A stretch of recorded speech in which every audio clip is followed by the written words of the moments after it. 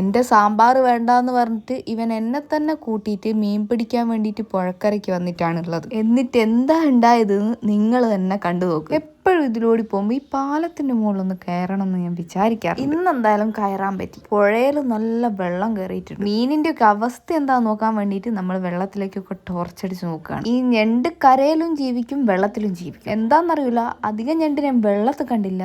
ഞാൻ നോക്കിയ സമയത്ത് ഈ കാണുന്ന ഇലേൻ്റെ മുകളിലൊക്കെ ആയിരുന്നു പകുതി മുക്കാൽ ഞണ്ട്. കുറച്ചുകൂടിയും വലുതാണേ തട്ടി ബക്കറ്റിലെങ്ങാനും ഇടായിരുന്നു. ഇത് പിന്നെ ചെറുതായതുകൊണ്ട് നമ്മൾ വിട്ട്. പിന്നെ കരയിലും ജീവിക്കാന്നുള്ള അഹങ്കാരത്തിൽ റോട്ടുമേൽ ഇറങ്ങിയിട്ടുണ്ടെങ്കിൽ ഇതായിരിക്കും അവസ്ഥ. പിന്നെ വെള്ളത്തിലേക്ക് നോക്കിയപ്പോൾ പാമ്പിനെ പോലെ ഒരു സാധനം പോകുന്നു. സംഭവം അത് പാമ്പല്ല, അതൊരു മീനാണ്. ഇതിന്റെ പേരെന്താന്ന് എനിക്കറിയില്ല. പേരറിയുന്ന ആരെങ്കിലും ഉണ്ടെങ്കിൽ കമന്റ് ചെയ്തു. സംഭവം വേലിയേറ്റാണ്, വെള്ളമൊക്കെ കയറിയിട്ടുണ്ട്. പക്ഷെ മീനും ഈ ഞണ്ടൊന്നും അധികം കാണുന്നില്ല. ചന്ദ്രനെ കാണുന്നുണ്ടെങ്കിൽ ഞണ്ടുണ്ടാവുന്നാണ് പറയാറ്. അങ്ങനെ ഞങ്ങൾ ചന്ദ്രനെ നോക്കി കണ്ടില്ല. പിന്നെ ടോർച്ച് അടിച്ച് നോക്കി, പക്ഷെ നക്ഷത്രം വരെ ടോർച്ച് എത്തുന്നു. നക്ഷത്രം വരെ എത്തുന്ന ടോർച്ചിന്റെ പവർ കണ്ടിട്ട് ലിങ്ക് വേണമെന്നുണ്ടെങ്കിൽ കമന്റ് ചെയ്താൽ മതി, ഞാൻ അയച്ചു തരുന്നതായിരിക്കും. ടോർച്ച് അല്ലേ, ലിങ്ക്. ഇനി അവസാനം എന്താ സംഭവിച്ചതെന്ന് അറിയണ്ടേ?